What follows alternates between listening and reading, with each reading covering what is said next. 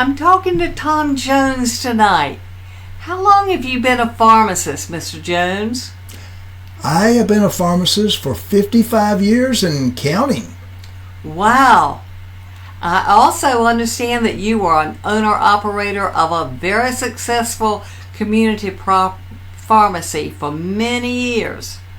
Yes, I was. I actually opened my pharmacy in 1974. I closed my pharmacy in 2011. So I operated the pharmacy for a lot of time. So what was your typical day like running that store? 9 o'clock in the morning until 9 at night early on. And then we cut back our hours a little bit over the years, but not a whole lot. Mostly 9 till 7. 9 to 7 Monday through Friday and 9 to 6 on Saturday. I think we closed at 2 later on. So we went a lot of times 7 days a week.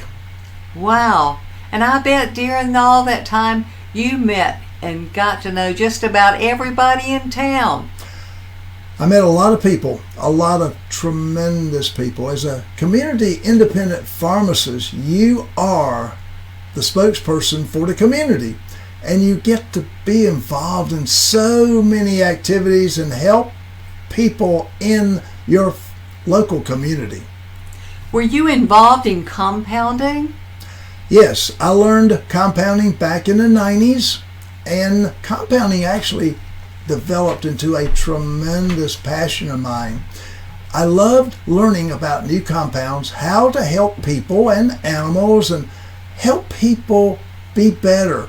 And we actually help people survive with medications that they normally would not be able to have.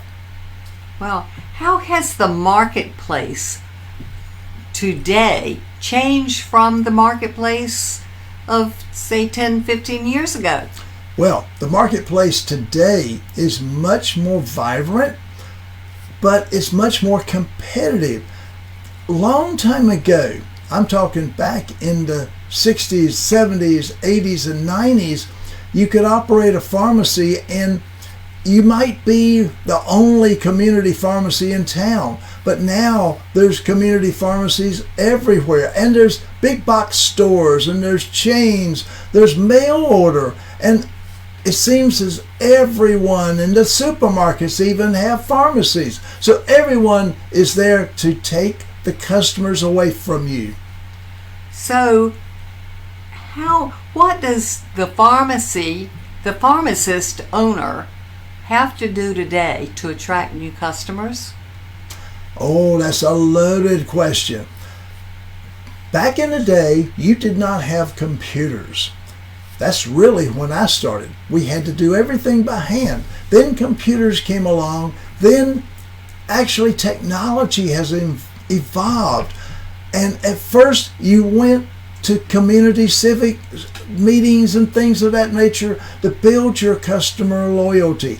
Now you must be you have to market, build, and manage all of the technological changes that have taken place. It's just a nightmare if you're trying to operate a pharmacy.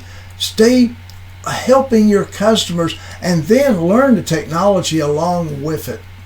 So today's patient, the customer patient, are they pretty computer savvy? Yes and no. Your older people are not quite as computer savvy. They actually consume and take more of your medications. However, the younger folks are computer savvy. So you have to meet the needs of both of the markets. The people who are not computer savvy and the people who are computer savvy. And those that are computer savvy, do they do a lot of research about these pharmacies online? The big movement now is yes, 5-star reviews. 5-star reviews are what make or break you. And it's really evolved within the last 10 years, 5 years, and since the pandemic has taken hold, We've had a whole market shift. So now, if you don't have five-star reviews on each and every site, you are risking your business.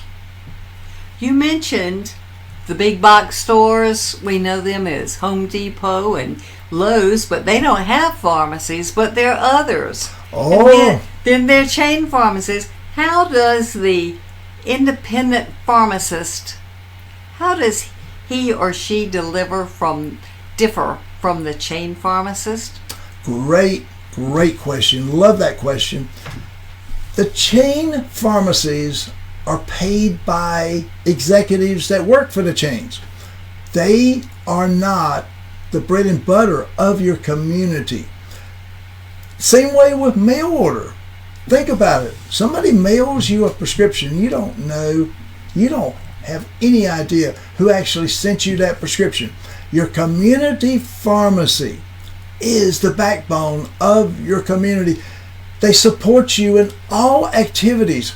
And really, you need to be thinking about that community individual pharmacist that's part of the community, that's part of your life. They know you by name. That's really key important. Well, thank you very much, Mr. Jones, for being with us tonight.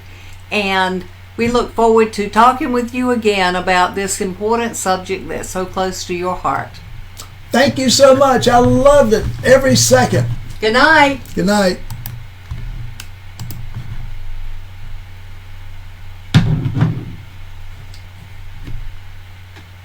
I like the look of that.